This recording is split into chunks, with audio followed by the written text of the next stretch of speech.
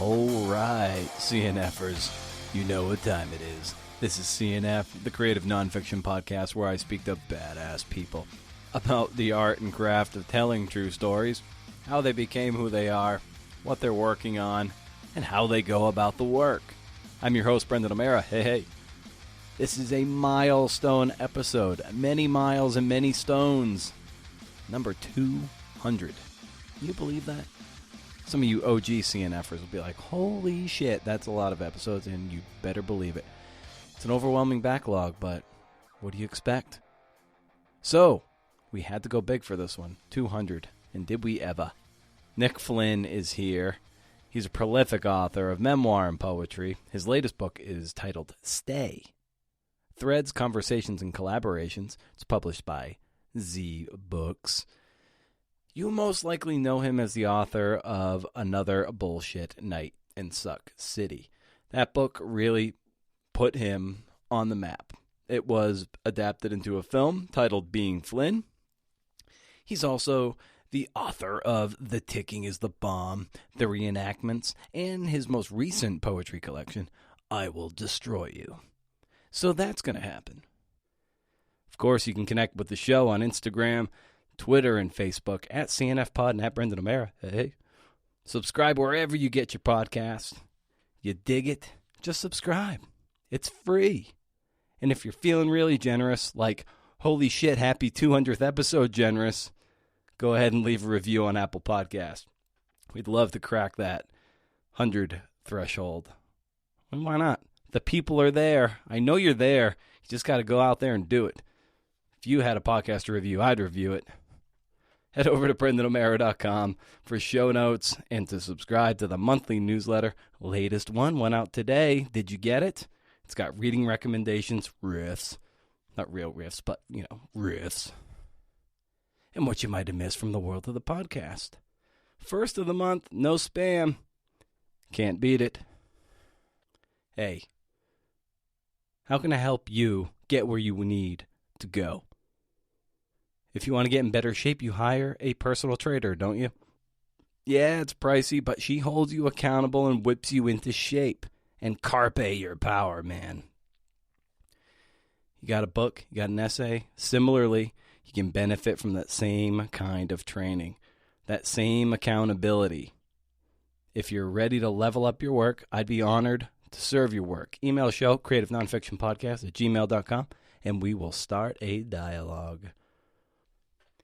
Nick Flynn is here, and that should be all the validation this show needs. I got to tell you, when I was recording this interview, I was appalled at how fast the time went. And even in the edit, where I sometimes get a little bored, I was floored by how engaging and fun this conversation was. Nick Flynn, at Nick_legit_Flynn on Instagram, and at _Nick_Flynn on Twitter. I met Nick at Hippocamp 2019 and tried not to be some drooling obsessed fanboy. I think I nailed it. I mean, I think I did. His work makes me want to go out and do good work, and maybe that's the best compliment we can pay people we admire, right? So let's give Nick Flynn a huge CNF and welcome. Ref.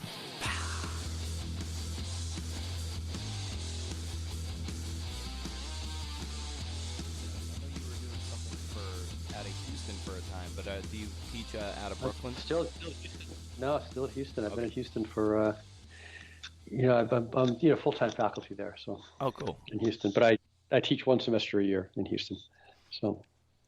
Very nice. So I teach in the spring. This is my teaching semester, but it got kind of derailed a bit. But we rallied, and the semester ended well, really, like as well as could be expected in this moment. Yeah. And do you teach creative writing or poetry or nonfiction? Like what's your expertise there? I'm there as a poet. I'm hired as the creative writing faculty as a poet.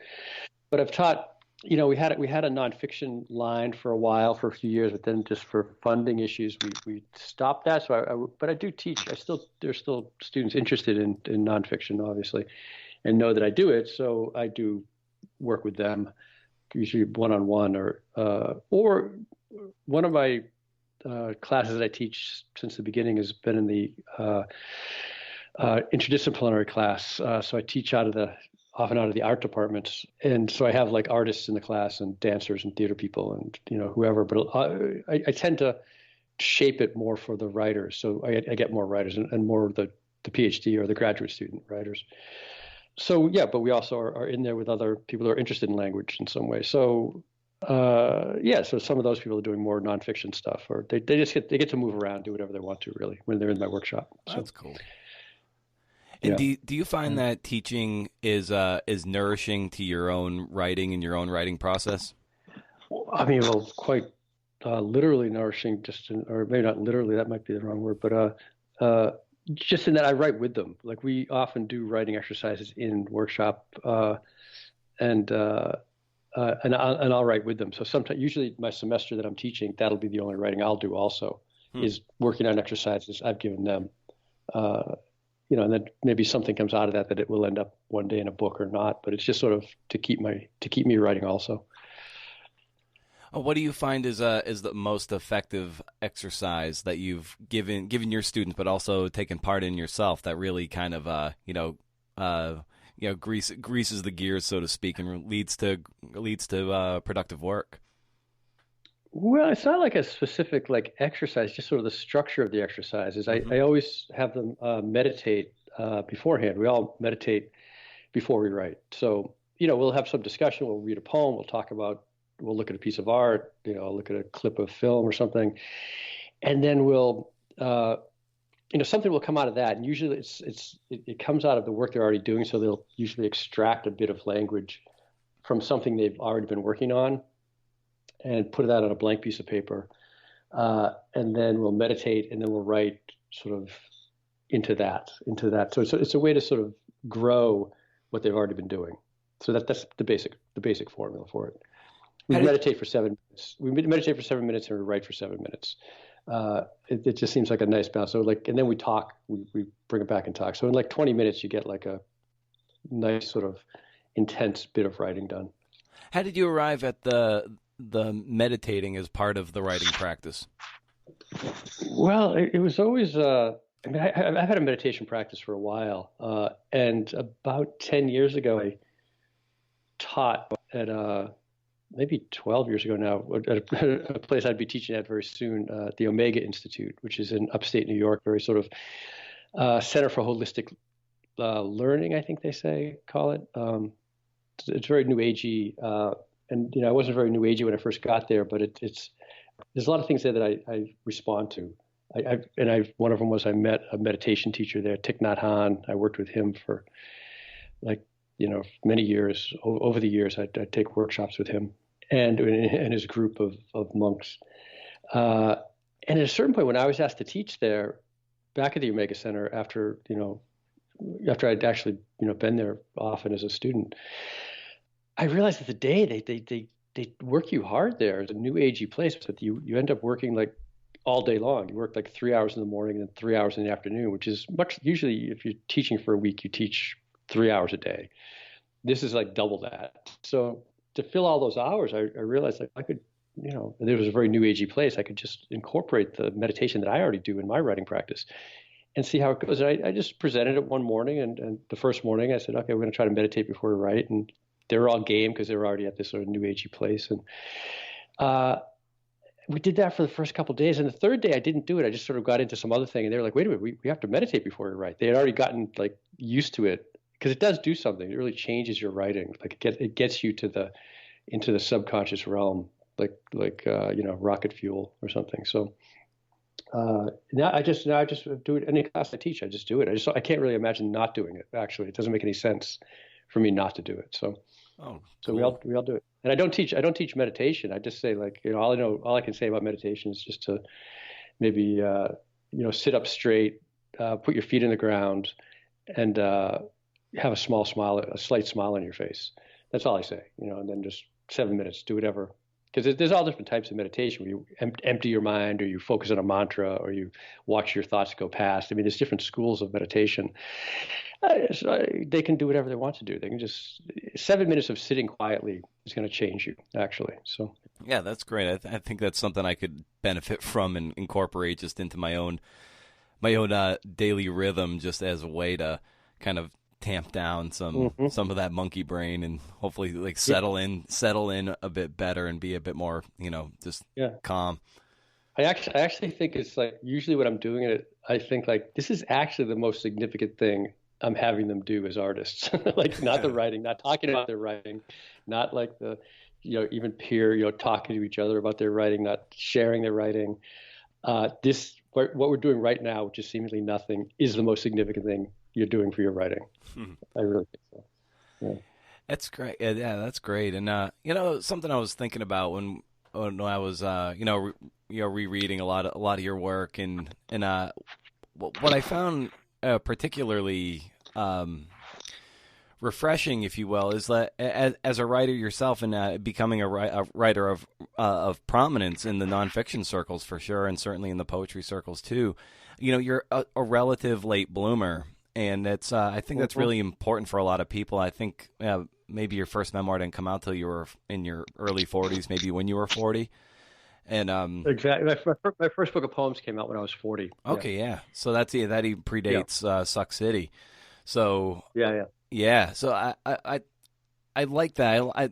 I think a lot of people beat themselves up for not accomplishing something before they're 30 or something. So I think to see someone like yourself, have this level of success and prominence and publication and look up to you in a lot of ways, it's encouraging, I think, to the artists out there that you're not toast if you don't publish something by the time you're 25 or 30 years old.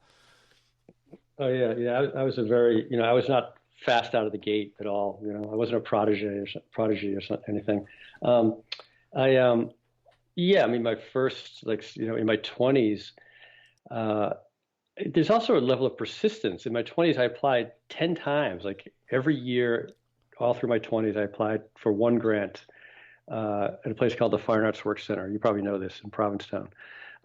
It's a residency for emerging artists. I just knew about it because I lived in Provincetown, and I just thought, like, wow, that's amazing. They give you a place to live for the winter. And I never knew where I was going to live that winter, because I'd be living on a boat in the summer, and I'd have to figure out where to live in the winter.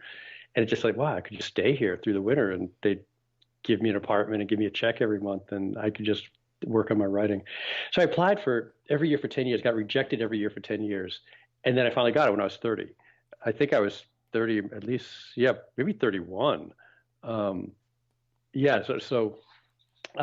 mean, a lot of that is like, a lot of my younger, my students, or even workshops, if I have older students, I'll just say, like, it's really important to just keep at it, just keep applying. It's not about whether you get it or not, but just to keep doing it. Every year I'd write new things. I'd be embarrassed of the stuff I had sent the year before. I didn't know who the judges were. I didn't really follow it that closely, and I just assumed. I heard that Carolyn Forche was a judge, and I really loved her work, and I just assumed she was the judge every year, which wasn't true at all. She was like the judge probably once, but I never really looked at the letter that closely. I just assumed that she would read my work, and just to know that she had read my work was enough to keep me going. But it took 10 times, 10 times. They must have been like, and I realized that there are a lot of the same people on the jury, because I've been on that jury now since. And we remembered if somebody had applied the year before, or applied like a couple years before, we say, yeah, this person applied before. We pull out their old thing. We'd look at it. We'd say, like, wait a minute, their poems have really grown, or wow, they submitted the exact same thing 5 years ago. That's pretty sad. Like, what have they done in the last 5 years? That's distressing, but to see someone who's actually, I mean, my stuff would be completely different every year. It wasn't any good until it got better. It got a little better. It wasn't even great when it still took me 10 more years to get a book to come out, so. Yeah, that's amazing. Yeah. That's so important, the persistence of it. And what fueled you during those years of rejection, and what gave you the confidence to keep going? It wasn't really confidence. I mean, I was writing, and I didn't really imagine it. I didn't imagine myself being getting to publish or going to grad school or anything. I wrote, and I just knew there was this one place in town. And slowly I would sort of slowly get into like the literary world, because I would talk to other writers, and we'd maybe take a workshop together, or we'd like have a little writing group, or we'd go to readings, and maybe I think I might have done a couple of readings or something. There wasn't a whole lot of like, uh, what did you say? What was the word you used? I guess just the confidence to kind of put that fuel in your tank to Yeah, there was no confidence. Yeah, there's no confidence and no fuel. There was no. It was just sort of what I was doing. I just liked her. There was nothing. I didn't expect anything from it. I didn't expect anything to come from it. It's just sort of, yeah. But I also liked other things then too. I liked getting fucked up a lot. Then I liked going to hear music. I liked taking photographs. I mean, I was in my 20s, and I was just I was working with the homeless. There were a lot of things going on, and writing was one of them. And at a certain point, it just became more focused. Like in my 30s, I quit drinking, and I didn't go to as many rock shows. I ended up, to as many punk shows. I ended up going to poetry readings. It just sort of became a little more the life, which is the good part and the bad part about getting older. The synapses get limited. You're not as open to everything. Which is why like children are so amazing. They can like put a lot of things together, because everything is brand new to them. Me, I was like, yeah, I've gone to like clubs every night for like the last 10 years. I'll try something else. So I just, didn't do that as much. Yeah, and I read too, and one of the conversations in Stay, you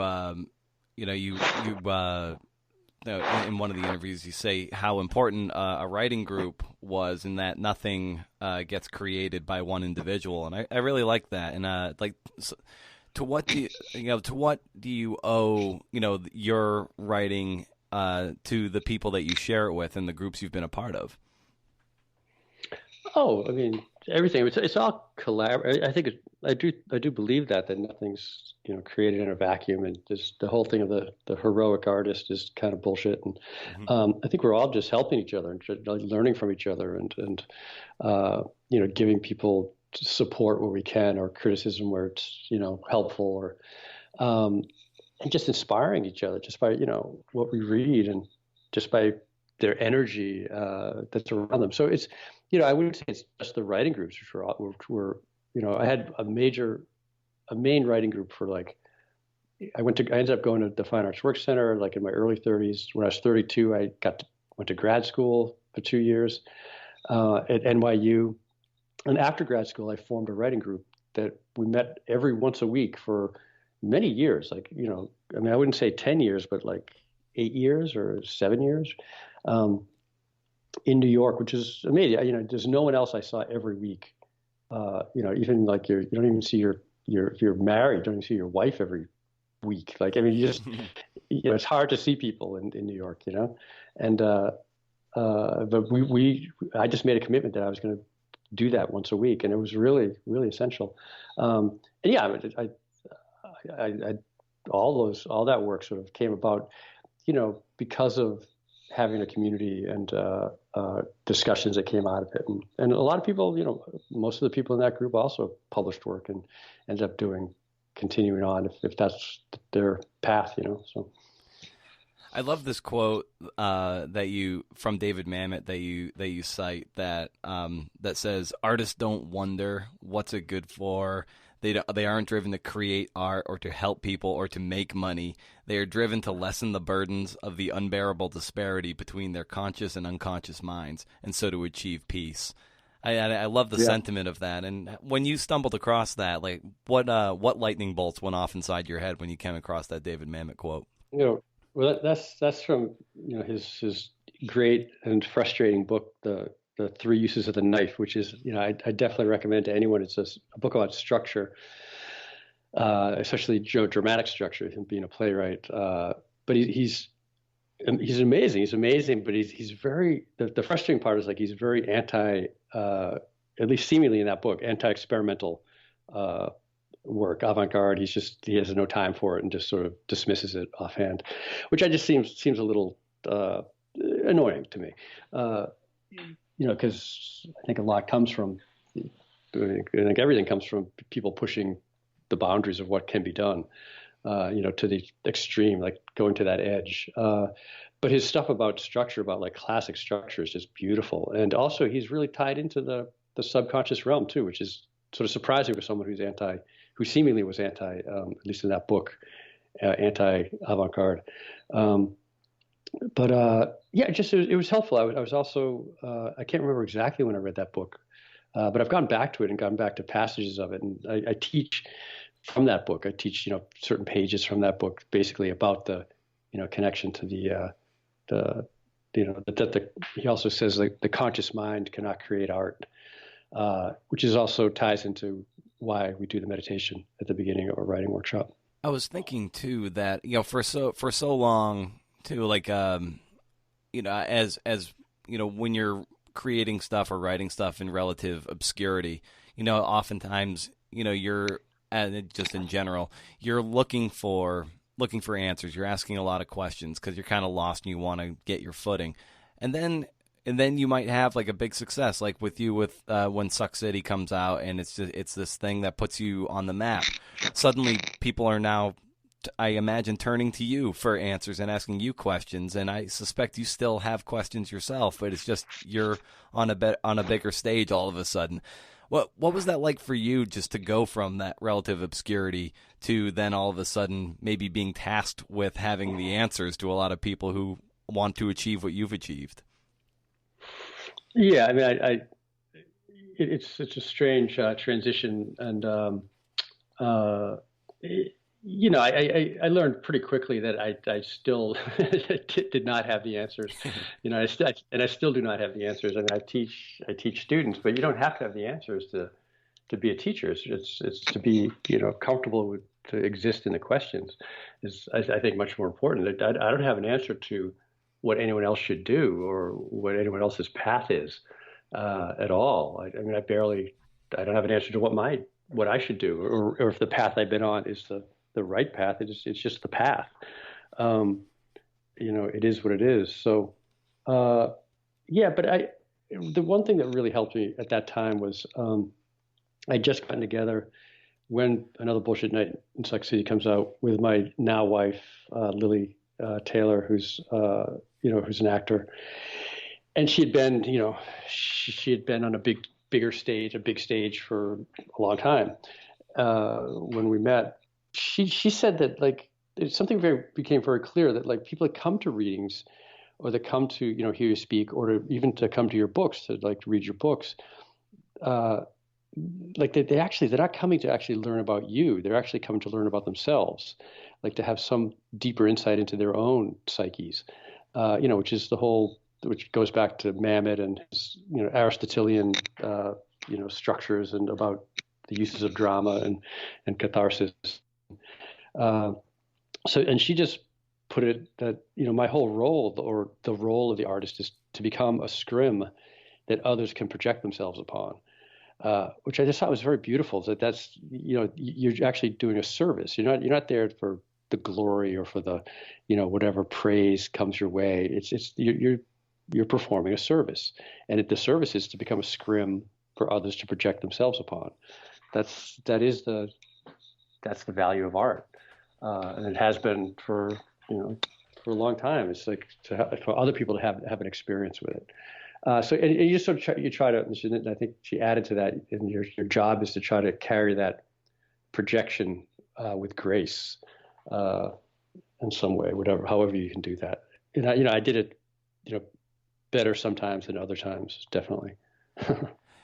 Yeah, that's such a good point, because we sometimes, I get, if you're writing memoir, personal essay, you really feel like it's this thing for you as the writer to get out and to illustrate your this thing that happened, and this pain I'm enduring, and I'm going to show it to you. But like when it's done right and done well, the work then just becomes a conduit for the reader or the consumer to then overlay their own experience on it, and suddenly you as the writer dissolve away, and then they're thinking about their relationship with their father or their mother or their siblings and so forth. Mm-hmm. Yeah, exactly. Yeah, and that feels that feels like the best thing. Like it's that if that's what I get out of art. If I go to art and I can suddenly be immersed in that and somehow have some insight into my own life. And it's also, I mean, I guess you would want to read nonfiction actually to see someone else's life too. I mean, there are obviously books that you'd read to get insights into another life. But it seems to reflect back to just sort of giving us how we can move through the world in some way. With a lot of your like Ticking is the Bomb and the reenactments, I love the approach that you take to writing and structuring them in these kind of some are longer passages, but oftentimes it's these very short snippets, and I like that. It's weird. You would think that it would be herky jerky, but for me, I kind of I'm able to settle into the rhythm of that for some reason. And how did you arrive at that as a style for telling certain stories that come across in a few of your memoirs?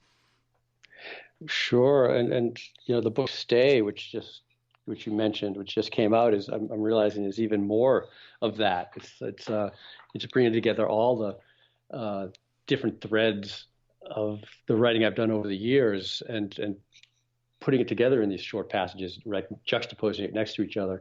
I was thinking about this the other day. A friend of mine told me that there's this I don't know if it's the world's largest, but there's like some enormous kaleidoscope nearby me here. We're in upstate New York, and somewhere, I think across the river, maybe in Woodstock, outside of Woodstock, there's like this enormous kaleidoscope that you can enter into, and like the whole world becomes like a kaleidoscope. And I was sort of thinking I was just thinking about that the other day, and I think that is sort of part of what I strive for, or what the experience is like for me, or maybe what the experience of reality is for me. Can be kaleidoscopic at times. And so, there's these fragments, these little broken fragments that somehow create a pattern. Like when you put them together, they create a pattern. They're repeating. These fragments are repeating, but they're sort of all broken up, but they create this sort of some kind of beauty from just how you fit them all together into one project. Yeah. Yeah, and I love how Stay comes together. It strikes me as this great to use your term, this kaleidoscopic kind of scrapbook of so many great passages from across all your work, and then intermixed with these conversations, and of course the collages and photography that you've done, and some photography from other people too. So what was the inspiration for putting together in a sense kind of like a greatest hits record in a way in this sort of collaborative piece of work? Yeah, it's not just photographs of other people. It's paintings and drawings, and there's music, and there's collages, and there's all sorts of conceptual art pieces. Marilyn Minter's photographs of her mother. I mean, it's part of the whole process of working with other people and getting inspired by other people. Like these are, all the people that are in the book. There's a couple I haven't met, but all of them most of them I've met and had some sort of relationship with, and a lot of them I've collaborated with for a long time, like over, for many years, or that have become like deep, good friends, or friends that became collaborators with me. It's just a great joy. It's like a really great joy to work with other people and to take a poem and run it through different, all these different ways of it to exist in the world. Like what happens if it's a song? What happens if it's in a film? What happens if it becomes a sculpture, a room that you enter, and it's part of the words are dangling from the ceiling. Like it's just really fun for me to imagine that. And then it goes back to, and then it changes the poems themselves too. Like often, like the collaboration process, like an ideal collaboration process will take place while I am also finding the poems, and the process itself will change the poems, because they'll become, the collaborative process will become part of the poems themselves, and I'll learn things from them. So an example of that is the last book I came out with before Stay came out in the fall a couple months ago. called I Will Destroy You, a book of poems. And all the poems in that book went through a process where I performed them with a band that I formed or that I'm part of, called Killdeer, which is myself, Guy Barash, who's this electronics sort of Eno type guy, who's become a dear friend. We've been collaborating for 12 years. My friend Philip Marshall, who is a more of a like folk punk guitarist, singer songwriter. Simi Stone, who performs on her own, but also performs with David Byrne, and she's part of the New Pornographers. Uh, so we just performed these poems for the last 5 years before the book came out, like in different, like when anyone asked me to do a reading, I would say, yeah, that's great. I have a band. Can we do it with a band? And it would make things more complicated because suddenly there's more people and there's equipment and there's gear and it's like, and, but that, it just became like really part of the whole process. And the poems all changed because of it. Like you don't see it. It's just a book of poems. You look at the book of poems, but to me, I can hear the music in each poem that was part of the creation of it. So. That's cool. That's real cool. In the process of whether you're writing poems or prose, where do you feel most alive and most engaged in the process of of generating the kind of work you do? I think I get at this point like I get joy out of every part of the process. Like I used to when I was younger, like writing was it somehow felt like like some like putting leeches on you or something, to bleed you or something. It was painful and difficult, and you go into the psychic realms. I still need to do that, but I sort of go to the psychic realms anyway, just with therapy and just that kind of work, spiritual work. So that stuff, suffering is around us anyway, and that the writing part of it is actually quite joyful. And not that I'm making something of it, but just that I really like sitting and meditating and then writing and then generating like work, spending 2 years just generating work and suddenly finding like a pattern and seeing like, oh, this is what this is about. Like, this is where I am right now in my life. And that all the writing comes out sort of is that mirror of that, which I couldn't access otherwise unless I had meditated and written. I probably wouldn't have seen it.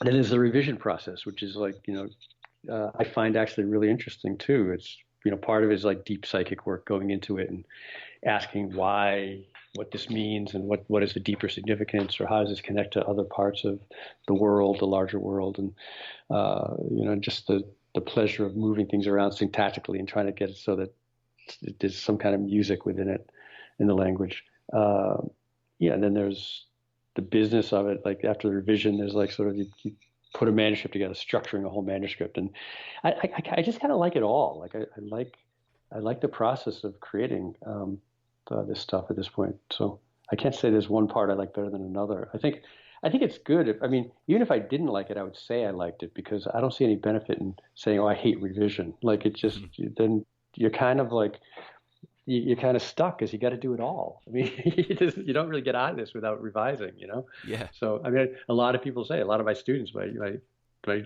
undergrad students are like, I just hate revision. I'm like, we're going to learn to love it, because otherwise you're not a writer, like it doesn't happen. And what kind of a discipline or a practice do you put around your writing so you can effectively generate work and get through the various sort of life stages of a manuscript or a piece of work? I don't really have that rigid a structure. I think each project sort of seems to determine its own what it needs.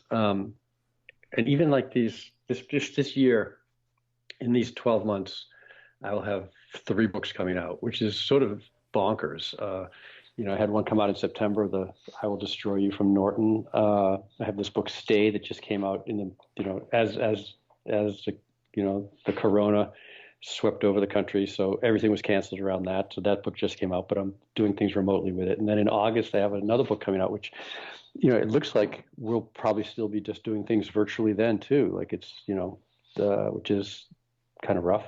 But those 3 books came out and they came out of a period of where if I was asked what I was writing, I would say I've given up. Not that I've given up writing, but I'm not writing. I'm actively not writing. Uh, uh, and what I meant by that was that I just was not. I got tired of like walking around for like 30 years, like always with a book in my head. Like, oh, I'm always in a project, or I'm always translating everything I see into like, how does it fit into this project? Or, or I was in a book. I was just like inside the book, always like imagining the, things. I mean, there have been periods in my life where I've only had dreams where it's just pages of text turning. And I just felt like it was time not to do that. Like, and so I just actively didn't write, and writing would come out, but it wasn't like I would be able to walk away from it and not have it just sort of still be in it. And I wanted to just see what it was like to be in the world and to be outside of language in that way. And out of it, like all these books came out of it, which is just sort of surprising to me. So I don't know how they came out really in some way. I did really. The book is coming out in the summer, which is called "This Is the Night Our House Will Catch Fire."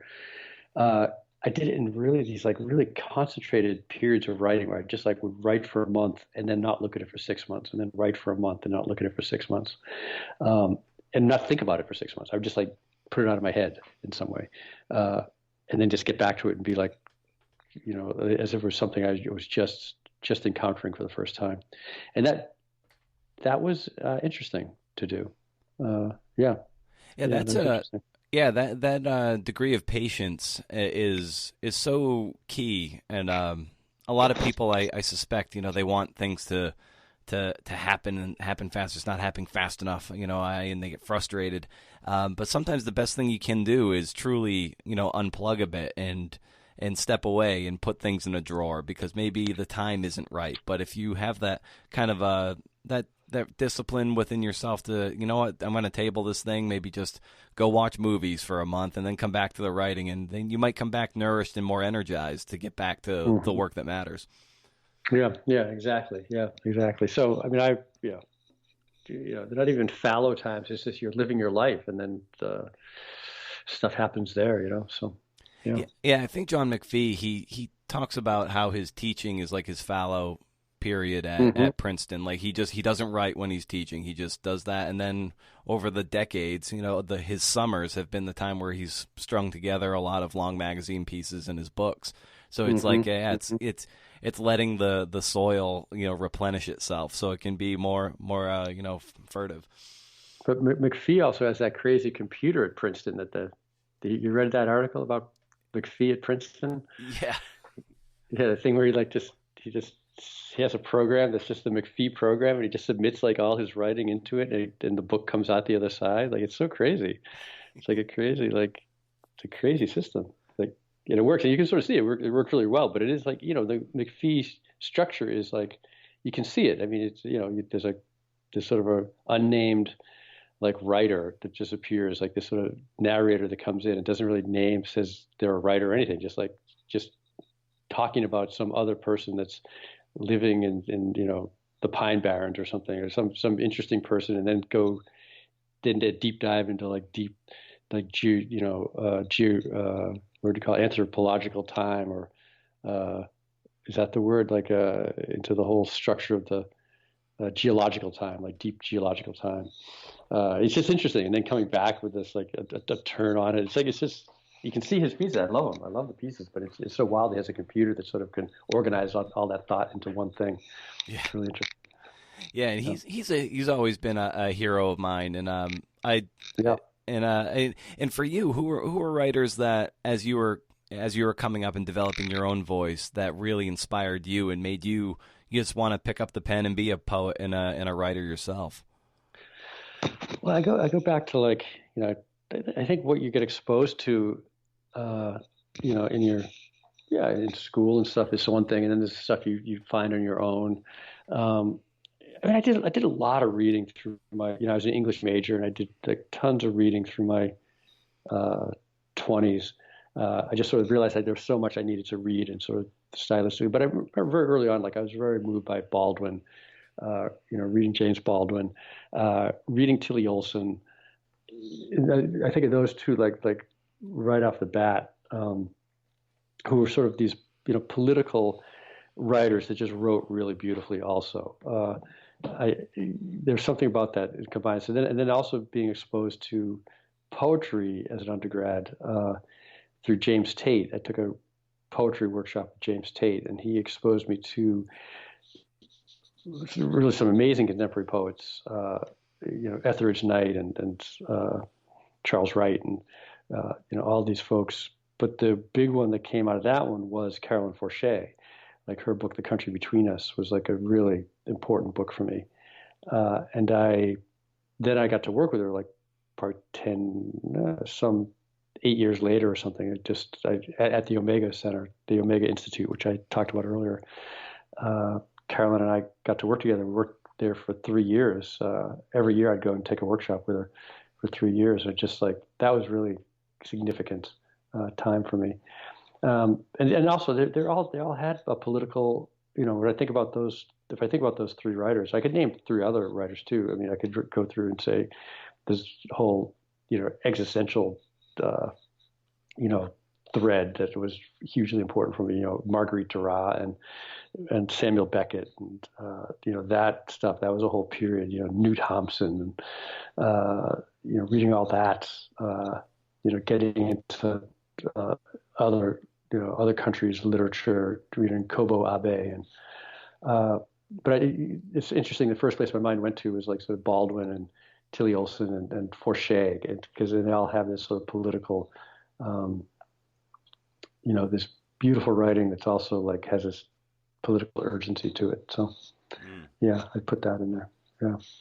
Yeah, I love talking to people about the things that they like to, looking at your bookcase or something, the books that you like to reread or essays that you pull down, or in your case, probably poems too, where you'll be like, what, I need that little shot in the arm, so I'm going to like pull this CD down. I'm going to put this track on and listen and get into the words of it. And, I just look at my case too, and there are so many that I come down. If I just need that little thing, I'm going, all right, let me read this let me shotgun some leads, as Glenn Stout might say, from Best American Sports Writing, like just to get that sense of how to start a good story.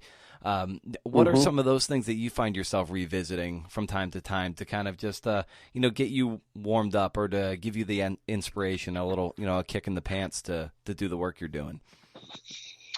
Well, I mean, I have my students bring in any workshop I teach. I have them bring in a page of writing that somehow contains some element of bewilderment for them, and I let them, because that's my workshops are usually called like memoirs bewilderment or poetry as bewilderment, and I just sort of leave that open to them, and they sort of bring it in, and I just realizing, out of a workshop of like 20 people, someone in one of the last workshops I taught brought in a Baldwin, and I just remembered like the pleasure of reading that again, and just like on this level, like line by line, like it just kept unfolding and turning and surprise, and it sort of had all the energy to it. He's such a beautiful writer, just sentence by sentence, and there was a lot. And I spent, I think, the whole week just talking about that one one piece.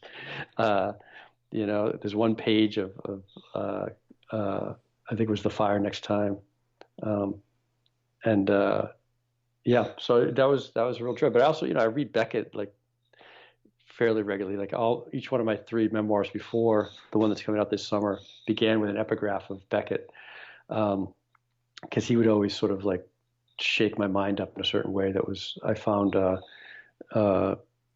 important to sort of unsettle me, and to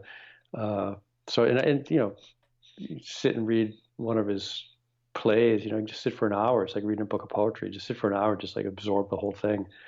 So I love doing that. Yeah. Are you surprised that over the years that these memoirs keep coming to the fore for you, whether it's Ticking the Bomb, Suck City, Reenactments, what you've got coming out this summer? It's like, could you have ever imagined that, that you had one in you, let alone, all these other ones that keep unfolding before you? No, I mean, I couldn't really imagine any books really. I mean, it depends when in your life when in my life you're talking about. At a certain point, once I wrote the first memoir, I think, I mean, there's a certain perverse pleasure in writing a memoir because it's sort of a bastardized genre. It's like a little bit of the Wild West. I mean, it's filled with like, charlatans and, posers and, huge egos. And it's just like, it's a weird genre. It doesn't have the cachet of like, that the novel has, that seems like the serious thing. It's sort of there's a bit of a carnival atmosphere to it, which I was just attracted to. It felt like it was wide open. You could do whatever, you could do anything. And then when I did, Another Bullshit Night in Sex City, it also felt, after that, I felt like, well, I could do a whole nother, I could do a whole nother book. I didn't really think that, but I realized at a certain point when the book started coming together, The Ticking is the Bomb, that this book could be, in a completely different register, and that the character of Nick Flynn in it could be a completely different character. I've often said, like, if you like the Nick Flynn in Another Bullshit Night in Sex City, you're probably not going to like him in The Ticking is the Bomb, because they're different characters. They represent me at a different time in my life, a different aspect of me. And this last one, the one that's coming out this summer, This Is the Night Our House Will Catch Fire. It began when my daughter turned 7. She's, 5 years ago. And I started asking me about what I was like when I was 7. And it's just, that's something I hadn't written about. I hadn't written about that time in my life, like my childhood. I really hadn't written about that. So, that's where that book came from. It's like, oh, there's this whole other sort of, self that hasn't, in a period of time in American history and in my life, and that I hadn't looked at. And I see, the self is just a lens to look at other things through also. Yeah. So. Yeah, that's that must have been. Have you? Like with the one that's coming out, being able to dive into your early childhood, I imagine a bit. Do you find that that's really exciting and energizing to be able to really zoom in on one particular sort of chapter of your life and really kind of explode that? Do you find that really really engaging? Well, I think that's if there is a definition of memoir, that's what it is. That separates it from autobiography. It is taking a discrete moment of one's life and exploding it. It's not the whole life. It's not like it really is like a period of time, and it's a discrete period of time. This one, the new one, bounces between me when I'm 7 and also me being with my daughter when she's 7. So it does toggle between those two. But other than that, I think that's if there is a, I'm sure there's the good thing about memoirs is I'm sure people can show me many examples of memoirs that don't do that.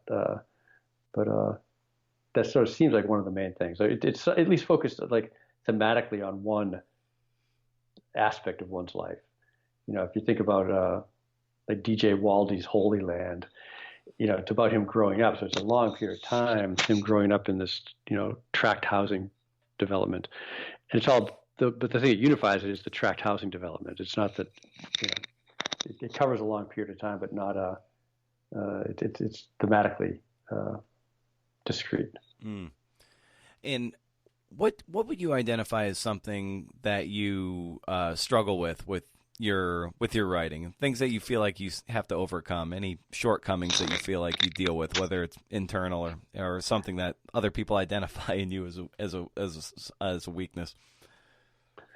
Well, I think again, it goes back to like the help. Like, I really like I don't think it is a weakness, but I don't, I don't submit.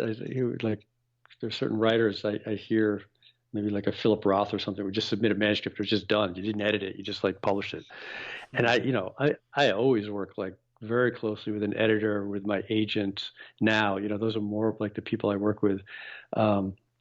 and bring stuff out and read it in public to get a sense of in front of like audiences, like small audiences. As I'm in process of doing stuff, I'll read passages and send things to magazines or that and work with editors there to help like shape things. And so I mean, it's just I don't think it's a weakness. I think it's just how I write. I think I overwrite, knowing that I'm going to get help on the way, like knowing that I want to have feedback from other people in the thing. So I'm sorry that doesn't really answer your question. So it's like I see it as a strength, but Oh yeah, but yeah, yeah, yeah. I guess it's just I didn't even mean to throw weakness in there. I meant like just kind yeah, of things that you particularly, that I know I there are certain things I struggle with in terms of what I'm trying to get down, and it's things I have to overcome or a different hat I have to pretend to wear to get over get over something.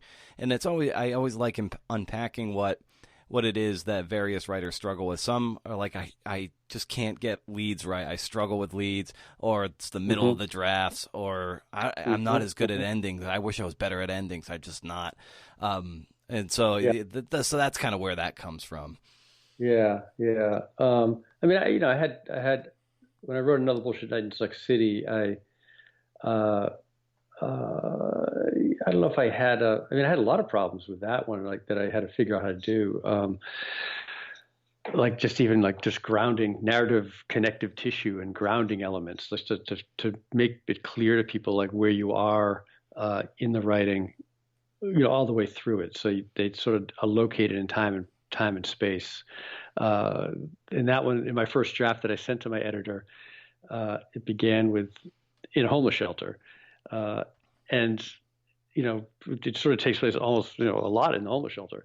And after about 50 pages, my editor read, and she wrote in like red ink on the side, like she was just like in desperation. She's like, I have no idea where I am, because I sort of had only set it up at the beginning. I hadn't set up a pulse through the book where that you could keep coming back to this grounding, like, okay, we're still in the shelter. This is where we are. This is the date. This is the how much time has passed, just to sort of get that, so the reader can breathe and can and keep relocate themselves.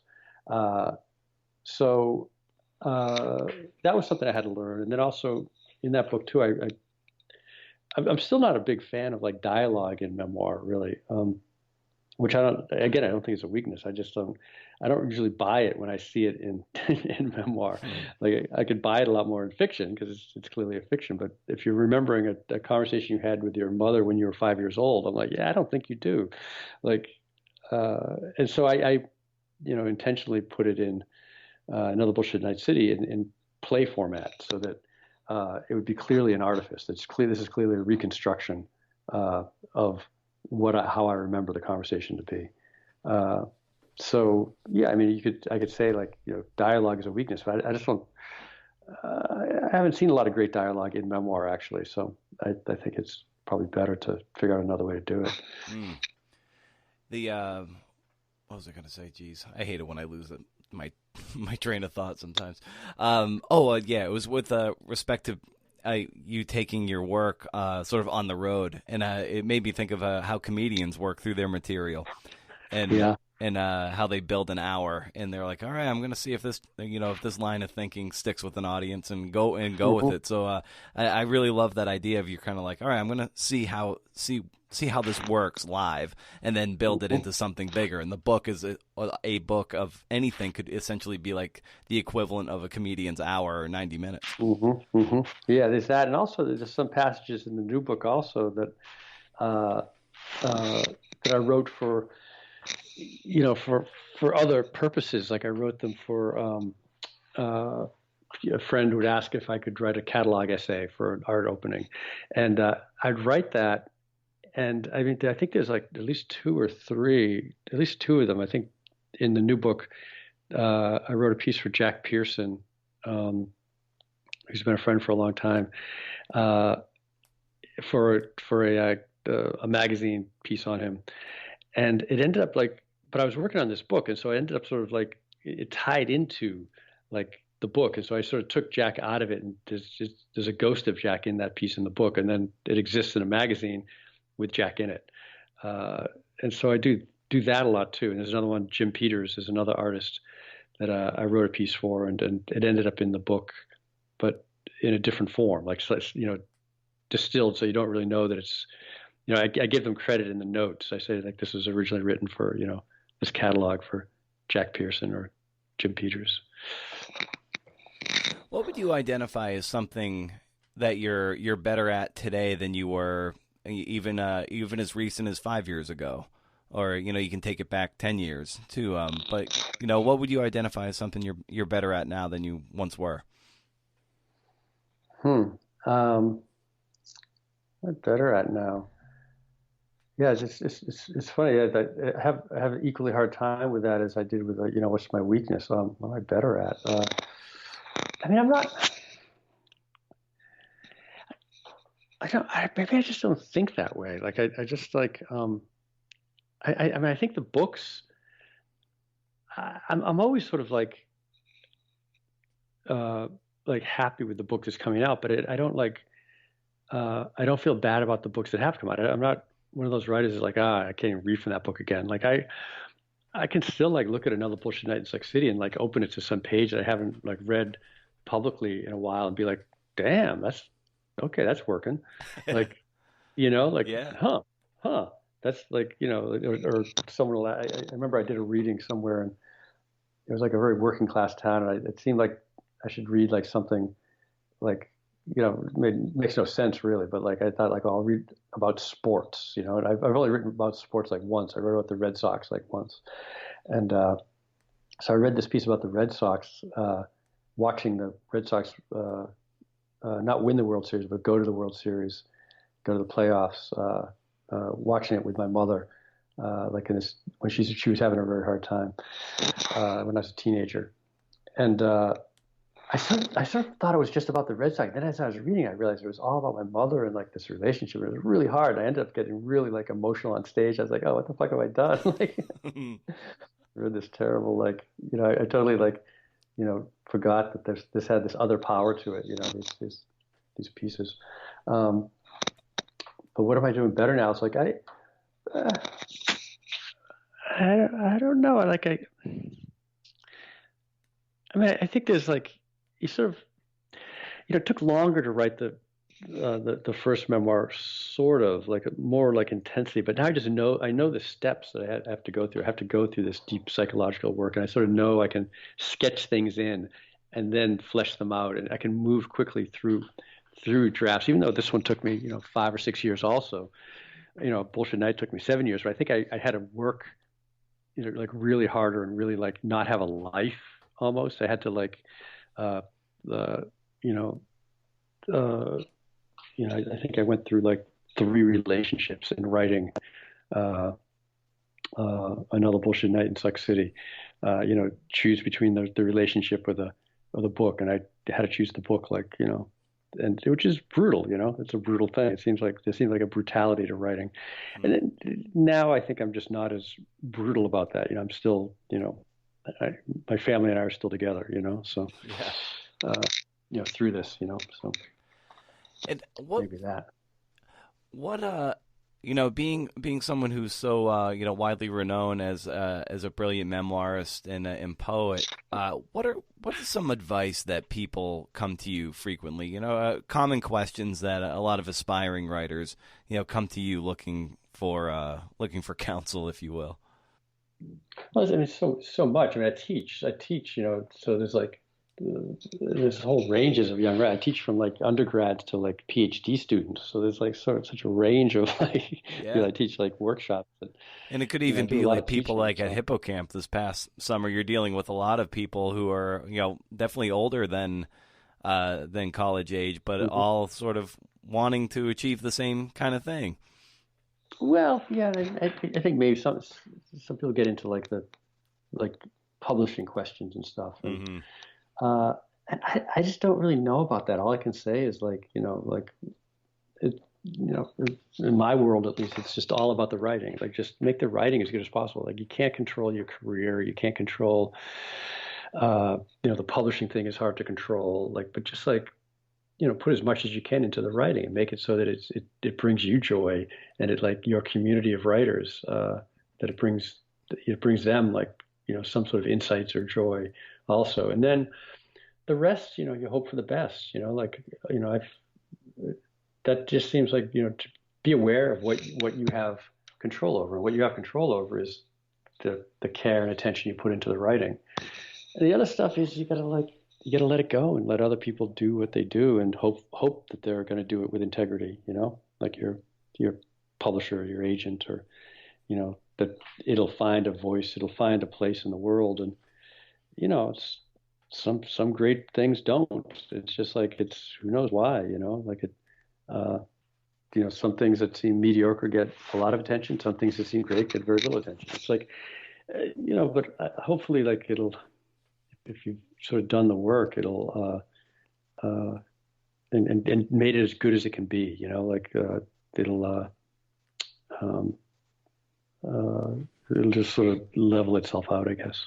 Yeah, I think reading your work, your work makes me want to work. Like I'm inspired by the way you go about, the way your books come together. I'm like, I just want, like, it excites me to the point where I want to write good passages too. And I suspect that, if you're a filmmaker, you should be watching the movies that make you want to make movies. And so maybe for writers, it's like you need to be reading the stuff that makes you want to pick up the pen and write. And that's definitely what your work does for me. That's for sure.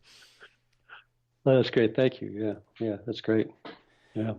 Very nice. Well, we're kind of up against our hour, and I think your wife wants her headphones back. So, but this Corona, we're sharing headphones. Yeah. Well, this is so great to kind of talk shop here, Nick. And I, been a great admirer of your work, and so happy to have met you over this past summer. And Stay was such a wonderful collaboration book to read, and I can't wait for the next one to come out. Maybe we can have another conversation again about your next book.